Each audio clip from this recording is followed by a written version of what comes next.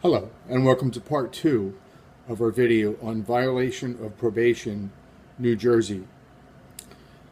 I'm often asked by clients, Mr. Gravatt, if I retain you, really, what can you do for me? I committed another offense, I was on probation, I don't know if you can help me, what can you do? So I've got a number of examples of real-life cases in which I've been able to help people, which I would like to impart to you. The first one is a young, roughly 28-year-old male who I represented in 2010. He had 4 oxycodone possession charges in Monmouth County, and he had 2 distribution of oxycodone charges in Middlesex County. The young man was really unable to act responsibly because he was addicted to these drugs. So I handled those cases at the trial level, was able to get them all consolidated in Monmouth County and get him into drug court and get him a non-custodial, meaning no prison, jail deal to resolve all 6 of these charges at one time. What happens? Of course, he violated probation because he went to drug court, gave a false urine, then gave a dirty urine, then was AWOL and didn't appear. So they rearrested him. Monmouth County held violation of probation proceedings, at which time he was represented by a public defender because at that time the family had the money. And he was sentenced to 3 years state prison for his violation of probation because of the fact that he had underlying convictions and he failed to live up to the terms of conditions that probation requires or mandates.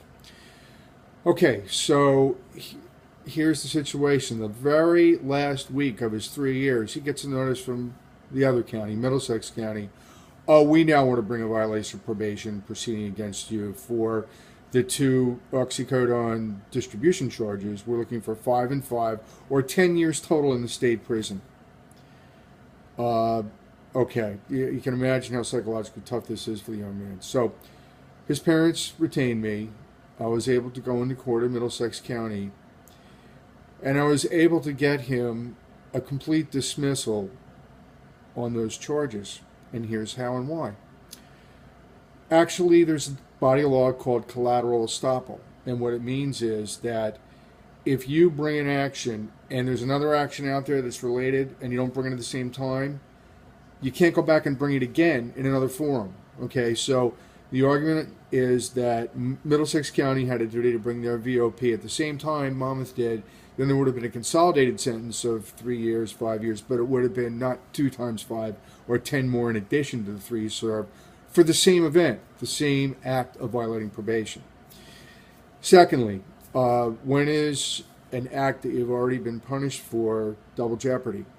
Well, in this case, the judge ruled it was double jeopardy because you've got a county agency or the county prosecutor's office going after this guy saying he violated probation when he already served a violation of probation in prison for the very same acts which made up their allegations.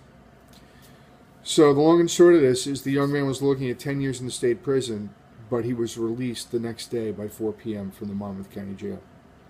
In fact, I love this story because his parents were so happy. They sent me an extra check in the mail that was above the retainer, and it was just a thank you for getting their son released. I don't know if you can, deal with the pain, but a lot of these people have a lot of pain from family members being in prison for long periods of time. So anyway, that's the situation. My name is Stephen A. Gravatt. My website is njdwicriminaldefenseattorney.com.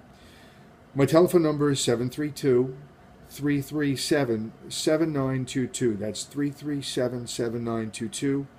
I've represented many people in these violation of probation cases. They're serious because there's a high likelihood of jail. If you don't convince the court, you don't deserve to go to jail, and that's very hard to do.